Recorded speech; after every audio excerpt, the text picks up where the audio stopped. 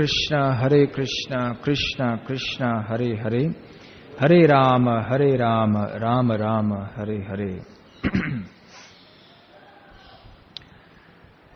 So this verse and purport describes Brahma situating himself in acts according to regulative principles.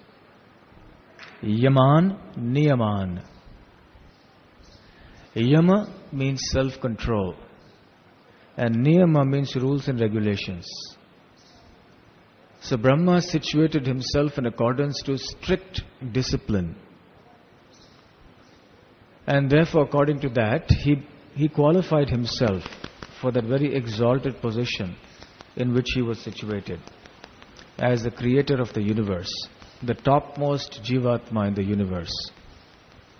In the very beginning of the purport, Srila Prabhupada mentions that one cannot be situated in an exalted position without having undertaken a regulative life of rules and regulations.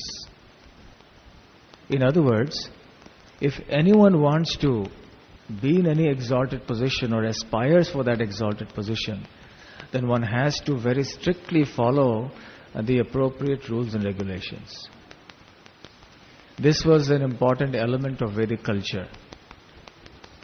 We see in the Srimad Bhagavatam that whenever the kings would want to train their sons to follow in their footsteps and one day become the king, then they would the forest.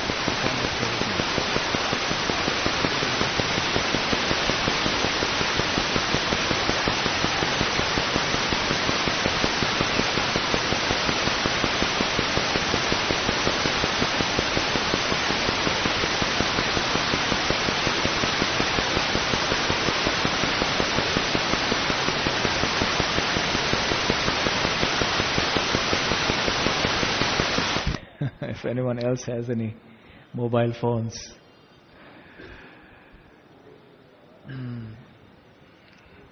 Yeah, where was I? So, yeah, even in the Vedic times, the kings would train their children, their praja also, in acts of regulative principles.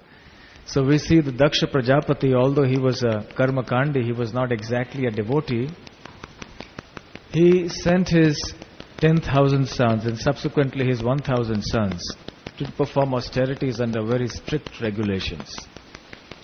He didn't think that because they were sons of a king, therefore they should just enjoy their senses. Similarly, Raja Prachina Barishat, he also sent his 10 sons, the Prachetas, to perform austerities. And they performed very severe austerities under the water for many, many years. Lord Krishna himself set the example. In Dwarka, he would rise early morning with the crowing of the cocks, and then he would begin his daily activities. He would take bath in cool water, then he would offer sacrifices, give in charity to the brahmanas, perform various other rules and regulations that were necessary for him as a grihastha and as a kshatriya. So in other words, anyone who is in any position in life, one must perform rules and regulations. Someone may say, well, I don't aspire to be a king or I don't aspire for any exalted position. But the answer is that you are already in an exalted position because you are in a human body. The human form of life is, in the scheme of this world, a very exalted position. And to qualify oneself for that human body, one must perform various kinds of austerities and follow some degree, some rules and regulations. In the Bhagavad Gita, Lord Krishna explains, Raga Dvesha Vimuktaistu Vishayan Indriyescharan Atmavashir Vidheyatma Prasadam Adhikachati. He says that if a person, Vimuktai, he becomes free from raga or attachment to this world and dvesha or aversion to this world, then even though he may be situated in the world, Vishayan Indriyesh Charan, his senses are engaged with the sense objects. So in a restricted, limited way, he is enjoying the senses with the sense objects. But Atma Vasher Vidheyatma, he is following some vidhis, some rules and regulations. as Prabhupada translates it, he is following the regulative principles of freedom. What a wonderful expression. And therefore he is able to be controller of his senses. Atma Vashyer. Vash means to control. And here Atma means the senses. Prasadam adhikachyati. Therefore he qualifies himself to obtain the mercy of the Lord. So this is an interesting point here, that if you really want to be free, then we have to learn to restrict our freedom.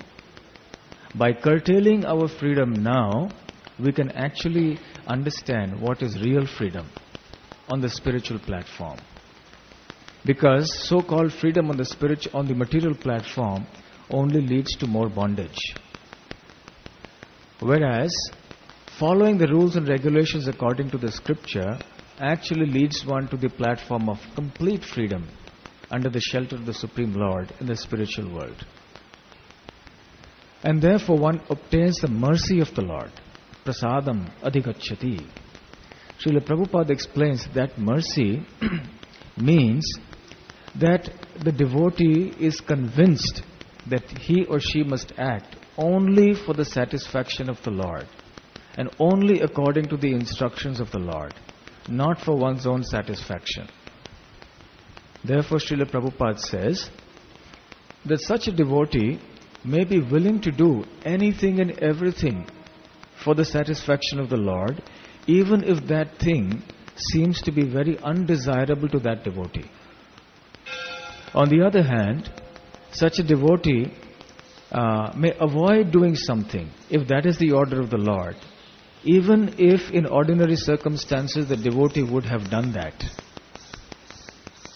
And this is the mercy of the Lord upon him. This conviction, this mentality, this attitude is the mercy of the Lord upon him.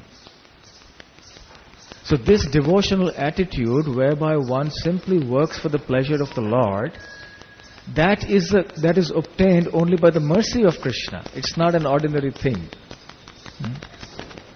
And that comes when one tries to submit oneself to the rules and regulations that come vidheyatma in the scriptures. Prasade sarva dukkhanam hani rasyopajayate prasanna chetaso hyashu buddhi paryavatishthate. Lord Krishna says further, Prasade, now that he has obtained the mercy of the Lord, what happens? Sarva dukkhanam hanihi asya upajayate. All the miseries, sarva dukkhanam hanihi, become destroyed. Asya upajayate. Prasanna cheta. One becomes very, very joyful. Prasanna cheta ashu. Ashu means very quickly. When one obtains the mercy of the Lord, becoming a vidheyatma, following the regulative principles of freedom, then very quickly one becomes joyful, blissful in spiritual life. Buddhihi pari avatishthate. One's intelligence becomes very fixed and stable on the spiritual platform. In this way, anyone who seeks his own welfare should actually learn to follow these regulative principles of freedom. Of course, in the Vedic scriptures one finds a variety of rules and regulations, all for different purposes. And especially when it comes to the platform of karma kanda, where one performs certain rules and regulations, follows them just to get some material benefits. Lord Krishna describes in the Bhagavad Gita, Yada te moha kalilam buddhir gatitarishyati gantasi nirvedam shotavyasya shutasya cha. Lord Krishna explains that when one actually follows the principles of devotional service and comes to a higher platform, then tada gantasi nirvedam shotavyasya shutavyasya. One comes to the platform where one rejects all the things that are to be seen and heard in the Vedic literatures, all the rules and regulations that apply there for karma kanda. Such a devotee is no longer concerned with that. Why? Because he has got out of the dense forest of illusion. Yada te moha kalilam. Kalilam means forest. Moha means illusion. And he becomes vyatitarishyati. Tarishyati means to cross over. Buddhihi vyatitarishyati. So he crosses over this dense forest of illusion because he is now situated on the transcendental platform. In other words, for one who is a devotee of the Lord, one need not worry about the rules and regulations of karma kanda, because one doesn't desire any fruitive benefits within this world.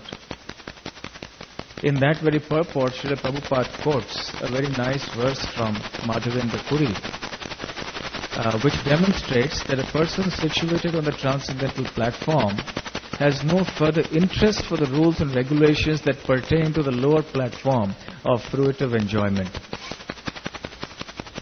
Sandhya vandanam bhadramastu bhavato bhosnanatubhyo namaha.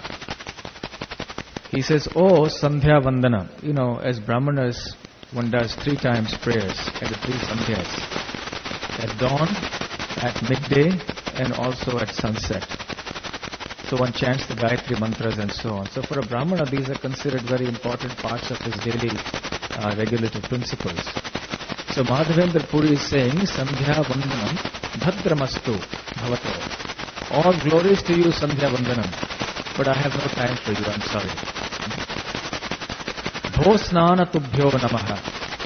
Oh my dear bathing, because one is supposed to be, as an Arya, one is supposed to bathe at regular intervals and so on. And without bathing, one cannot do this, one cannot do that. All glories to you. I offer my obeisances to you. Oh, bathing 3 times a day. Bho deva pitarasya tarpana vidhau naham kshamah kshamyatanam. Oh my dear demigods, oh my dear forefathers, please forgive me, because I am unable to offer respects to you. I cannot anymore offer tarpana, oblations of water to satisfy the forefathers. I cannot offer oblations into the sacrificial fires to please the demigods. I can't do all these things. Yatra kvapi nishadya kansadvishaha yadava kulottamasya smaram smaram akham harami kim alam manye. This is all enough for me. I don't need anything else, because I'm smaram. I'm always remembering him who is the great descendant of the dynasty of King Yadu, Yadava Kulottamasya, and Kansa Dvishaha, he who is the enemy of Kansa. And I think this is sufficient for me. Kim anyena me, what do I need anything else for? So a person who's situated on the devotional platform doesn't need to worry about sinful activities committed, even unknowingly, because automatically the act of performing devotional service purifies one of all these sinful activities. In Karma Kanda, there is a question of prayaschita. There is a question of atonement, because one is constantly performing sinful activities in this world, knowingly or unknowingly. So then one has to perform these acts of atonement in order to purify oneself and protect oneself from the sinful reactions that may come. But for a devotee like Madhavendra Puri, he says, I have no such need. I'm sorry, I don't want to do these things. All these Vedic rules and regulations are not for me, because I am simply remembering Lord Krishna. In the Uddhav Gita, in the 11th canto of the Srimad Bhagavatam, Lord Krishna is responding to Uddhava's inquiries about sin and piety. And Krishna has said that from a transcendental viewpoint, both sin and piety are one and the same. There is no difference. And Uddhava wants to know how this is so. And Uddhava says that descriptions of sin and piety are not concocted. They are there in the Vedic literatures. And these literatures, my dear Krishna, have been prepared by you. So now, if you say that sin and piety there is no difference, then this becomes very confusing. Prabhupada explains in the purport that yes, it is true that the Vedic literatures are full of description of sin and piety, But also Krishna has described that one should transcend sin and piety and come to the transcendental platform. That is also part of the Vedic teachings. So one should consider that also. One shouldn't consider simply that there is a question of sin and piety. Then Krishna goes on to explain to Uddhava that for the betterment of the whole world, in order that everyone may attain perfection in life, I have delineated 3 paths to perfection. The path of knowledge, the path of work, and the path of devotion. He says these 3 paths are standard paths which are authorized in the scriptures, and there is no other authorized path. He explains that those who are frustrated, nirvinnanam jnana yogo, those who are nirvinna means disgusted with what? With material life. Those people who are disgusted with material life and who are no longer therefore attached to fruitive activity, for them there is the path of knowledge, the jnana yoga, the path of speculative philosophy, trying to understand the absolute truth by the process of speculation, and eventually to attain the impersonal effulgence of the Lord. And for those who are not so much averse to the material world, karma yogastu kaminam. For them, for the kaminam, for those who are still desirous of material enjoyment in this world, there is a path of karma yoga, where because they're attached to sense enjoyment, so there is some liberty given to them to act, but they offer the fruits of their activity to Krishna. In this way, they are following some rules and regulations, but nevertheless, their purpose is enjoyment. Dharma, artha, kama, not moksha. Those who want to follow moksha, the path of liberation, they are the jnana yogis. And those who follow the path of religiosity, followed by economic development and sense gratification, they are the karma yogis.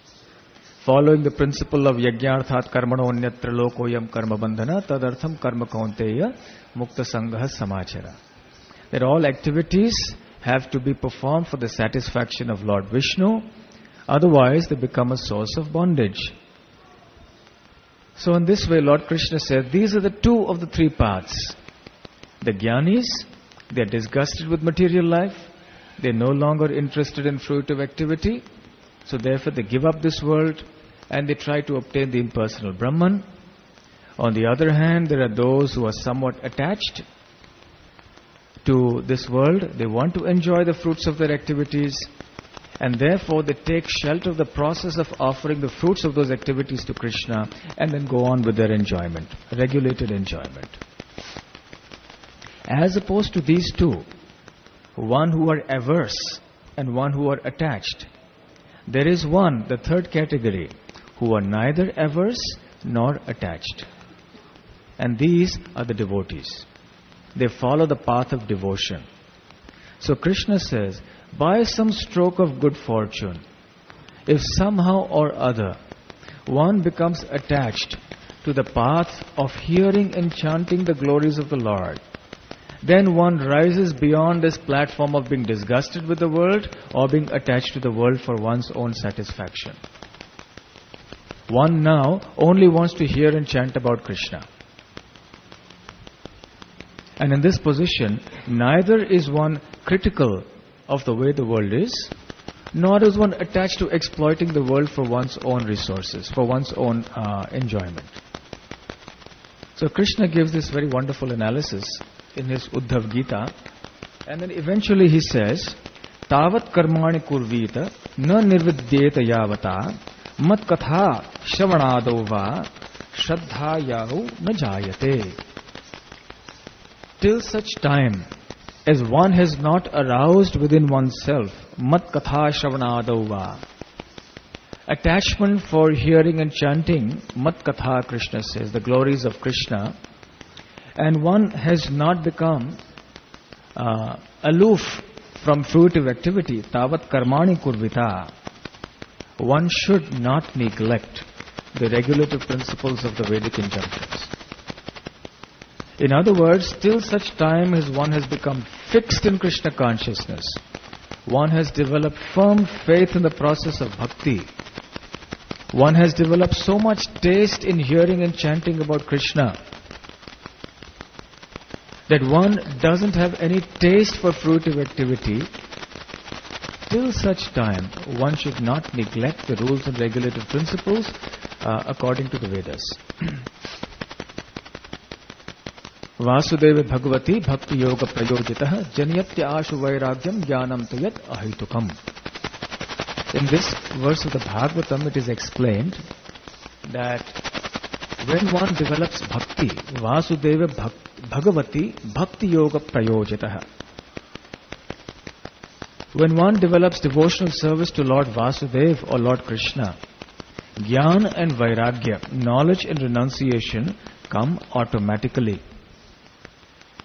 The Acharyas explain that just as when there is a mother and the two little children follow behind her every time wherever she goes, similarly bhakti is the mother, and Jnana and Vairagya, knowledge and renunciation, are like the offspring of bhakti. In other words, for a devotee there is no need to artificially try for Jnana and Vairagya, because they automatically, spontaneously come when one discharges devotional service.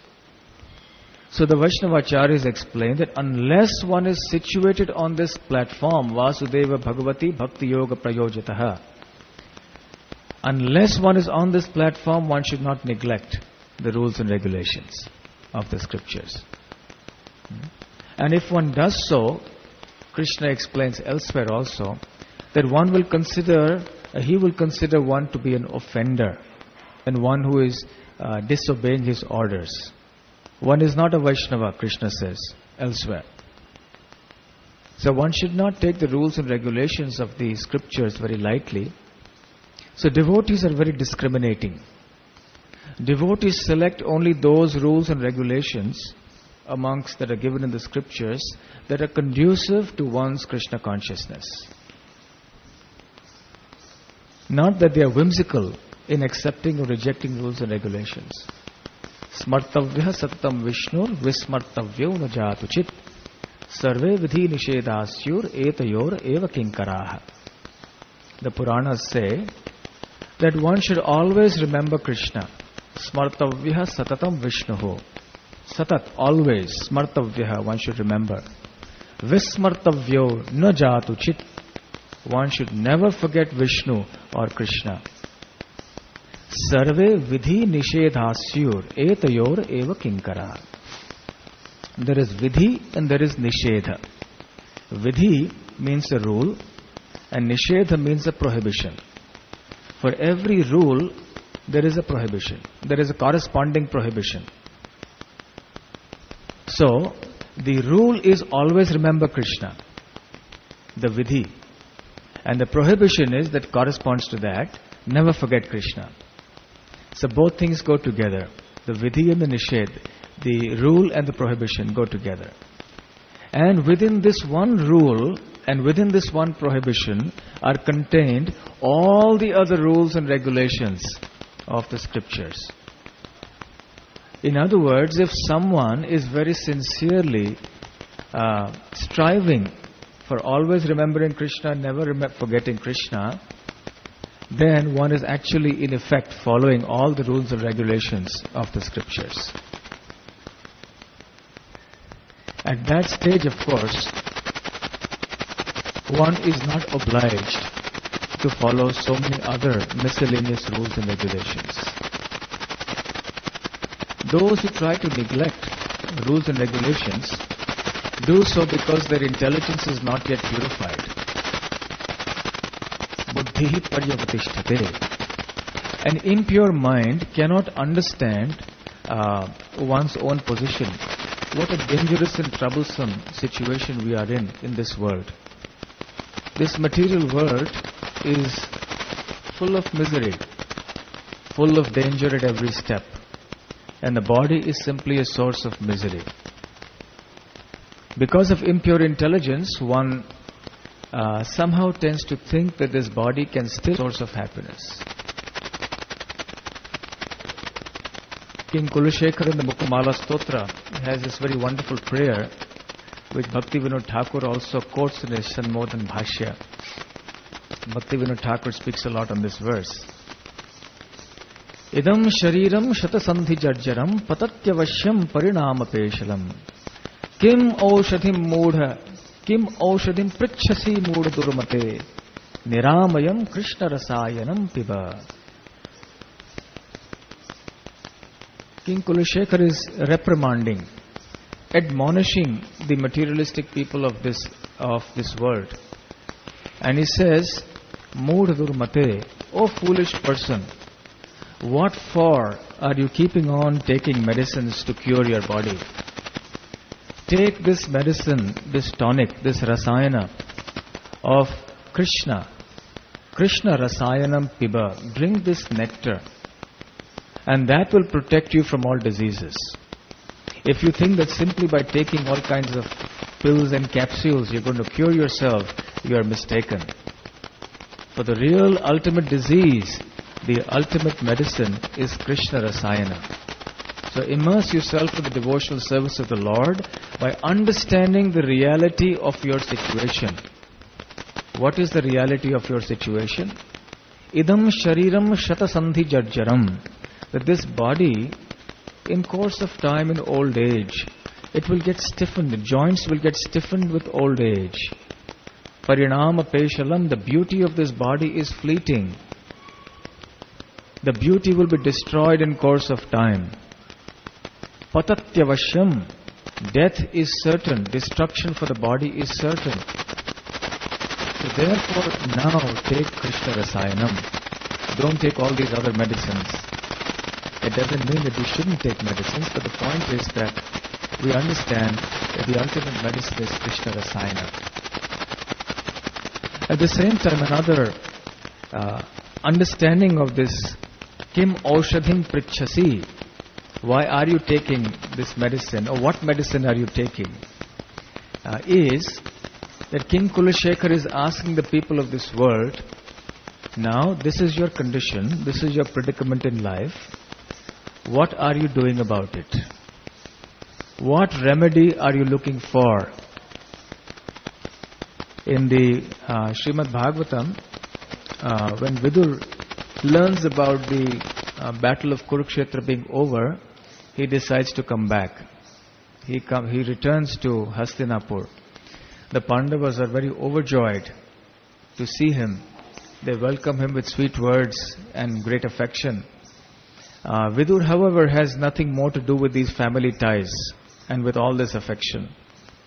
And he has come here only for one purpose, and that is to deliver his brother Dhritarashtra. So he immediately goes to Dhritarashtra and he really admonishes him. He reprimands him very strictly and says, my dear king, just look at you. You are so fear-stricken. No one can escape from fear in this world. Now, in old age, fear personified as Kal, as time, has approached.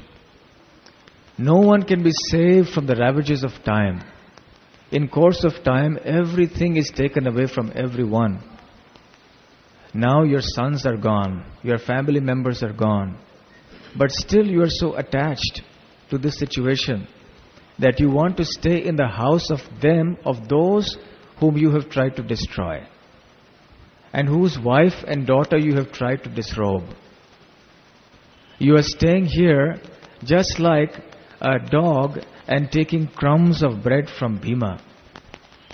And just look at your condition.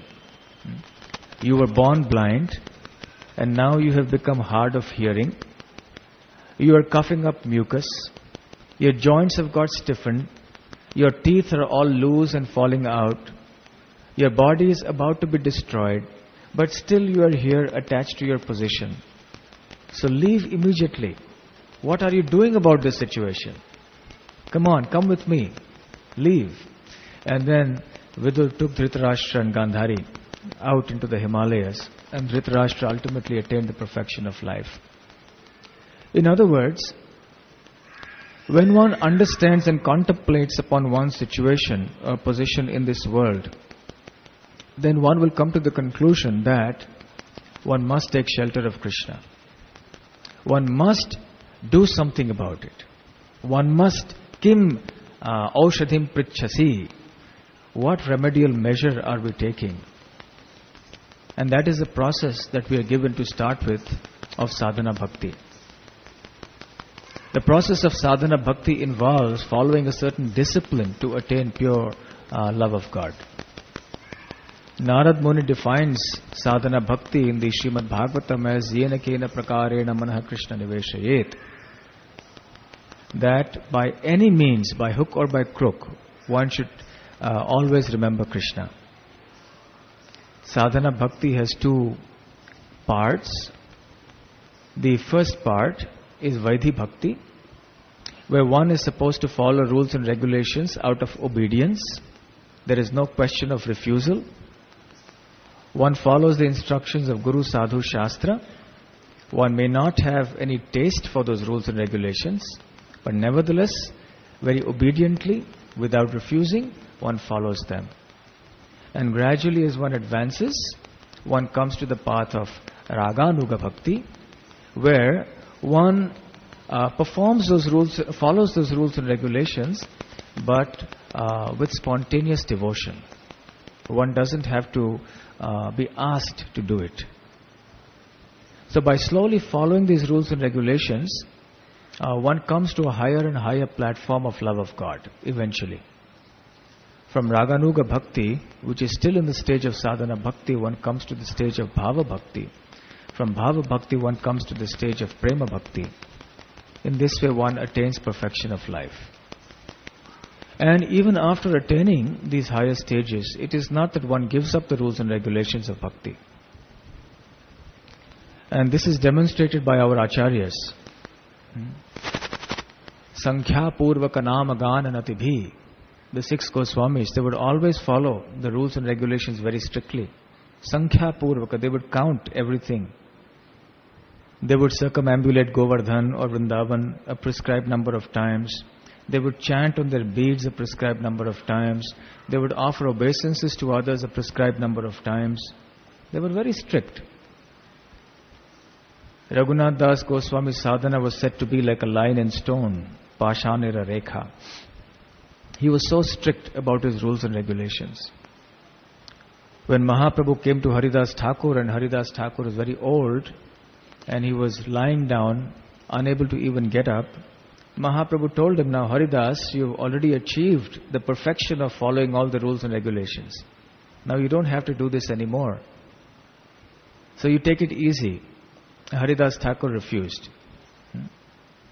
He said, there is no problem with my body, the only problem is with my mind, that I cannot think of Krishna. That is my only disease. In other words, even when one attains higher and higher platforms on the path of devotion, one does not give up these regulative principles. In fact, Yajna, Dana and Tapa should never be given up by anyone. That's Krishna's instruction in the Bhagavad Gita.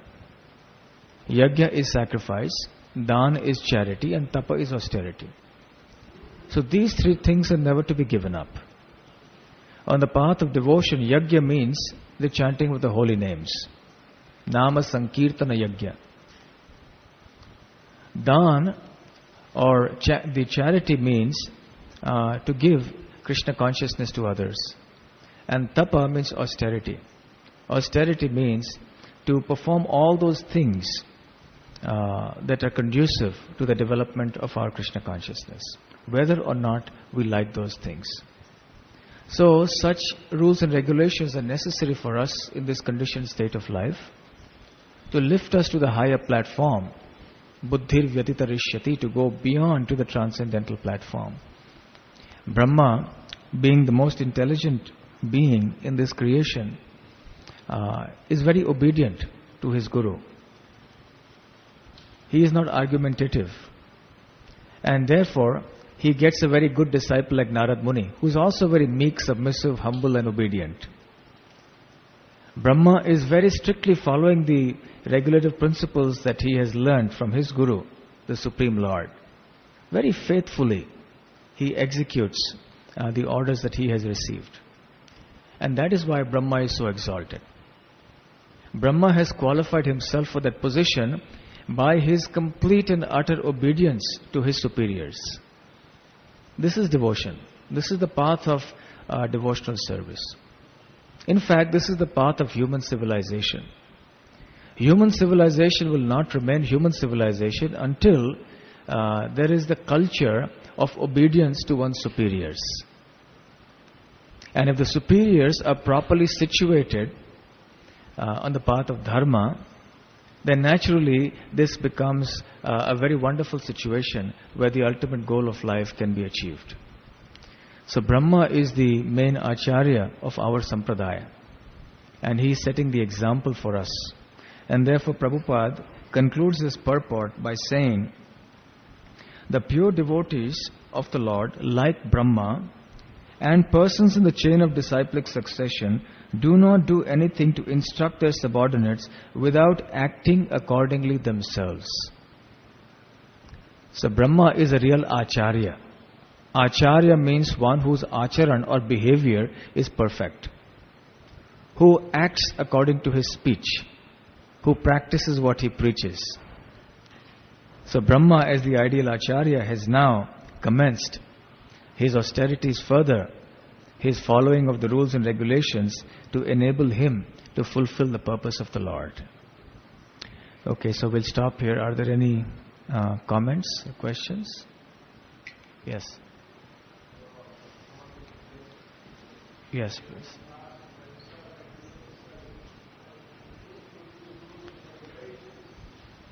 Follow superiors and strictly follow the rules and regulations is for the pleasure of Krishna, ultimately, right? This is the impetus, yes, the motivating factor. Yes, yes. Even the superiors must be following those things that are pleasing to Krishna. But even if those superiors are not devotees, still one should offer respect to them. Even if one doesn't follow them, one should offer respect to them.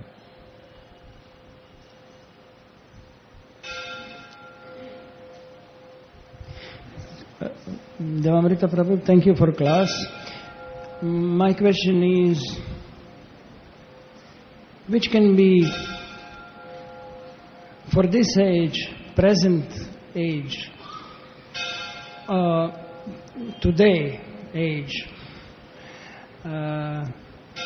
accordingly behavior in the moments of getting very old body.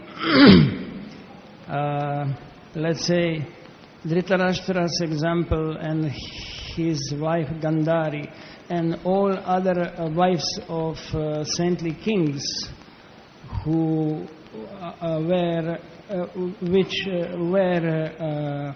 very eagerly stepped in the sacrificial fire of their husbands.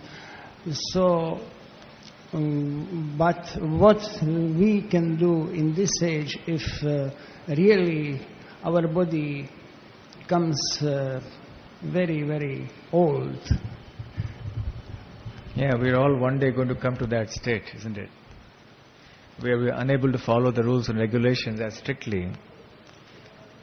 But of course, ultimately we should know that Krishna is very merciful. And if we are very sincere in our efforts, then automatically Krishna will do the needful. He will do the rest. So even if you find that in old age, you're unable to do the things you did in young age, naturally that's going to happen. And if we have been very sincerely practicing our Krishna consciousness in all our life, then Krishna will take that into account. Krishna is very merciful. He will facilitate our devotion and our service. There are so many instances when the Lord has reciprocated with the feelings of the devotees and their bodily situation. There are so many instances where the deity has actually, come down in size because the devotee cannot rise up and dress the deity. So Krishna comes and helps in so many ways. Therefore, all the more necessary that everyone should prepare for that eventual stage of difficulty, where the body will not cooperate in following so many rules and regulations. Yes. Last question. Yes. Somebody is saying that Yamuna River, last moments of life offered to Yamuna River is very, very auspicious. Is it covered with literature or not? To offer life to the Yamuna. To offer one's life? Yes. You mean to give up life? To give up, yes. To the commit suicide. Yamuna, let's say, is it suicidary or it is covered with the scripture as, let's say, sacrifice, useful sacrifice? Prabhupada never advocated such things. One should rather just continue preaching the glories of Yamuna Devi and Vrindavan to everyone, rather than giving up one's life in that way. One gives up one's life to Yamuna Devi by preaching her glories, by worshipping her, serving her, not by giving up the life by killing oneself in Yamuna. Hare Krishna. I was just thinking, the last couple of lectures, 2-3 times was mentioned that Lord Brahma was seeing Lord Krishna as a cowherd boy when he got his instructions. So today we're glorifying Brahma as a very intelligent being, the most intelligent being, as the main acharya in our line. So how it is that later on Brahma actually stole the cowherd boys and kind of got that much kind of adverse outwardly towards the Lord? So maybe it's I just it came in my mind, so I wanted to ask it. You see, these are all the question is that we've been hearing in the earlier classes also about Brahma's fortune of having personal audience with the Lord, and how he was so exalted. And here also we hear descriptions about that. He situated himself in fixed devotional service, following rules and regulations very strictly. Then how is it that much later he actually came under illusion and stole the cowherd boys of Krishna in the Brahma Vimohan Leela? Right? Actually, these are all the workings of Yogamaya. These are not ordinary activities involving ordinary souls. Because the descriptions of the Srimad Bhagavatam regarding Brahma that we are reading now pertain to a long, long time ago. And Krishna has come just 5,000 years ago on this earth planet for delivering the people of this earth. So therefore, generally, this is too far back in time for people to understand and appreciate. So Brahma has to come here to this earth planet, and the devotees have to understand what is Krishna. By getting, so the Yogamaya has to get Brahma to participate in this pastime, so that the glories of Krishna can be broadcasted everywhere. So everyone can understand who is Krishna, what is Krishna, and how wonderful and nectarian are Krishna's pastimes. Also, Kavi Karnapur in the Ananda Vrindavan Champu said actually Brahmaji also wanted to understand more of the glories of Krishna. So it is not that he was completely bewildered, but he really wanted to know more. He wanted to understand Krishna more and more, and wanted to see more and more of his glories. So he engineered also this pastime. So in this way, our appreciation for the Supreme Lord and his pastimes increases more. So these are all the workings on the spiritual platform. It is not to be considered ordinary forgetfulness. Okay, so we'll stop here. Grantaraj Srimad Bhagavatam ki jai, Srila Prabhupada ki jai.